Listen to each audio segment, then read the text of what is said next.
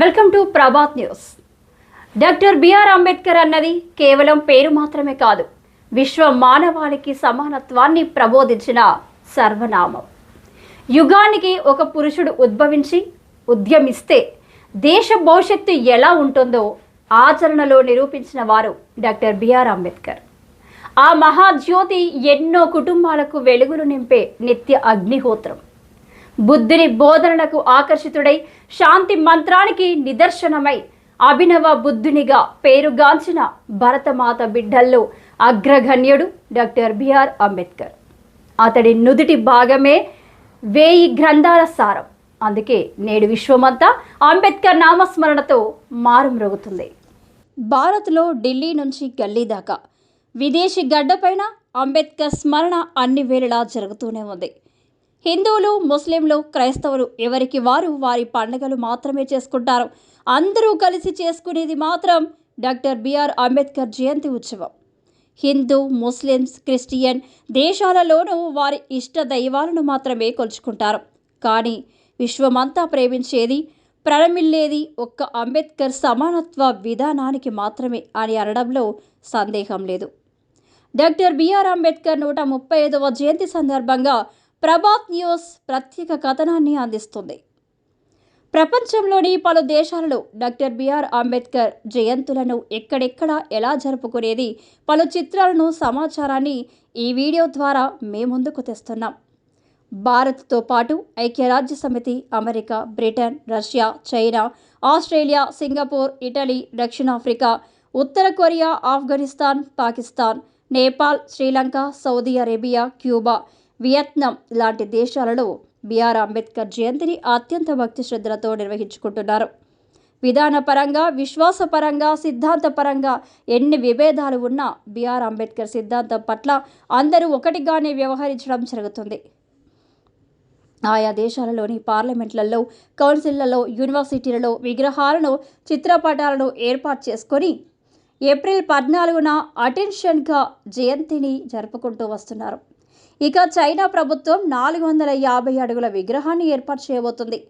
అమెరికాలో మాజీ అధ్యక్షుడు బరాక్ ఒబామా బిఆర్ అంబేద్కర్ చిత్రపటాన్ని తన కార్యాలయంలో శాశ్వతంగా ఉంచేసుకున్నాడు. వారు కరుడుగట్టిన సామ్రాజ్యవాదులైన, ప్రజాస్వామ్య పిపాసులైన, అంబేద్కర్ సమానత్వ సిద్ధాంతాన్ని ఆచరించినా ఆచరించకపోయినా ఆరాధించడం మాత్రం మరవడం లేదు. ఇక భారతదేశం విషయానికి వస్తే బుద్ధుని కోల్పోయిన మన దేశం అస్తవ్యస్తమై, అగమ్య గోచరమై, చీకటి సొరంగాల గుండా శీర్షాసన ప్రయాణం చేస్తున్నప్పుడు అంబేద్కర్ తన రాజ్యాంగం ద్వారా దశను, దిశను నిర్ణయించారు. దేశంలోని కార్యనిర్వాహక, శాసన, న్యాయ వ్యవస్థ పరిధిలో సమస్య వచ్చినప్పుడల్లా రాజ్యాంగాన్ని ఆశ్రయించడం ఆనవాయితీగా వస్తుంది. మనం ఇదంతా ఎందుకు చెప్పుకోవాల్సి వచ్చిందంటే డాక్టర్ బిఆర్ అంబేద్కర్ తాను జీవితాంతం దేశహితం కోసం, బడుగు జనుల బాగు కోసం, మహిళల అభ్యున్నతి కోసం, కార్మికుల శ్రేయస్సు కోసం శ్రమించారు, తప్పించారు. ఆయన తన చదువునంతా శ్రమజీవుల సౌఖ్యానికి వెచ్చించారు. బాబాసాహెబ్కు ఎలాంటి స్వార్థం లేదు. ప్రకృతిలా, పసిపాపలా కల్మషం ఎరగనివాడు. ఆయన జీవితం అంతా హిమముల, సమముల మహోన్నతంగా సాగింది. ఆయన త్యాగం అజరామరం. స్వచ్ఛమైన వ్యక్తిత్వం, స్వార్థం లేని జీవితం ఆయనది. పుట్టిన బిడ్డలు పిట్టల్లా రాలిపోతున్నా, మృతి చెందిన బిడ్డల ముఖాన కప్పేందుకు చిటికెడు గుడ్డ లేకపోయినా పిడకల కొట్టి అంబేద్కర్ చదువు కోసం డబ్బులు పంపిన రమాబాయి త్యాగం కూడా అంబేద్కర్ ఆశయానికి మరింత పదును పెట్టింది. తన 36 ఏళ్ల వయసులో భార్య రమాబాయి మరణించినా తాను మరణించే నాటికి మరో 30 ఏళ్లు జీవించి 65 ఏళ్ల వయసు దాకా అనేక కఠిన పరీక్షలు ఎదుర్కొన్నారు. నిష్కలంక దేశభక్తుడిగా, భరతమాత ముద్దు బిడ్డగా, భరతమాత బిడ్డల్లో అగ్రగణ్యుడిగా ప్రపంచ దేశాలలో కీర్తించబడ్డారు. రోజురోజుకి ఆయన విగ్రహాలు, లైబ్రరీలు, సామాజిక కార్యక్రమాలు, ప్రభుత్వ సంక్షేమ కార్యక్రమాలు, సచివాలయాలకు, జిల్లాలకు అంబేద్కర్ పేరు పెట్టడం అంబేద్కర్ ఔన్నత్యానికి నిదర్శనం. అయితే ఇదంతా ఒక ఎత్తు. భారత రాజ్యాంగం నేడు మరింత ప్రమాదంలో పడింది. బాబాసాహెబ్ 135వ జయంతి నిర్వహించుకుంటున్న తరుణంలో రాజ్యాంగంలోని మౌలిక అంశాలు చర్చనీయాంశాలుగా ముందుకు వస్తున్నాయి. రాజ్యాంగ మౌలిక స్వభావాలైన ఫెడరలిజం, లౌకికవాదం, పార్లమెంటరీ ప్రజాస్వామ్యం, న్యాయశాఖ స్వతంత్రత, గవర్నర్ల అధికారాలు, వక్ఫ్ చట్టం, జమిలి ఎన్నికలు, డీలిమిటేషన్ తదితర అంశాలపై దేశంలోని భిన్న వర్గాల ప్రజల మధ్య భిన్నాభిప్రాయాలు వ్యక్తమవుతున్నాయి. రాజ్యాంగాన్ని మరింత శాస్త్రీయంగా, సమున్నతంగా భారతదేశానికి అన్వయించాల్సిన పాలకులు వక్ర భాష్యాలు చెప్పడం క్షంతత్వం కానిది. డాక్టర్ అంబేద్కర్ రాజ్యాంగ రచన సమయం నాటికి 60 దేశాల రాజ్యాంగాలను తులనాత్మకంగా అధ్యయనం చేశారు. వాటిలోని ముఖ్యమైన అంశాలను రాజ్యాంగంలో పొందుపరిచారు. గత 75 ఏళ్లుగా రాజ్యాంగం కాల పరీక్షలకు తట్టుకొని నిలబడింది. భారత రాజ్యాంగంపై జరుగుతున్న దాడులను ఎదుర్కొని రాజ్యాంగ మౌలిక లౌకిక స్వభావాన్ని రక్షించుకోవాల్సిన అవసరం ఉన్నది.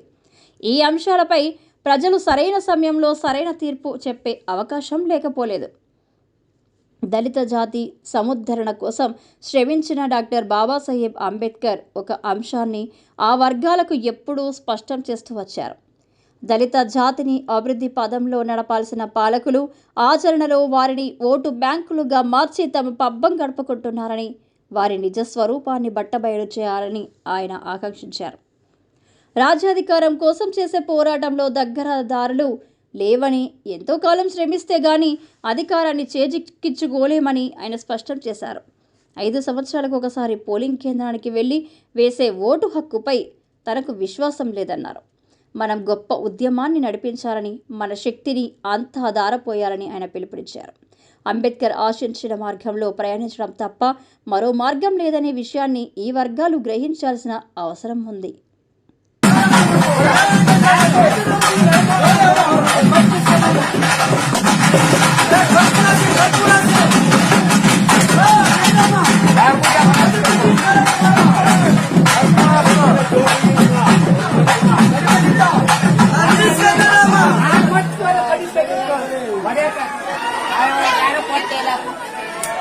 Well, we have the Indian captain himself, Mr. Saurav Ganguly. Good evening, Selina. Good evening, sir. Question is, if you were born again, what would you want to be born as and why? I would be like to born as a man whom I admire a lot, and that is none other than Dr. Bhimrao Ambedkar. You must be wondering why is that so? Because I admire him for his vast erudition and learning, his legal philosophies, his social reforms, and how he abolished the caste system of India and became the man who wrote the Constitution of India. I wish I had written the Constitution of India and people would remember me every time like they do for him. Thank you.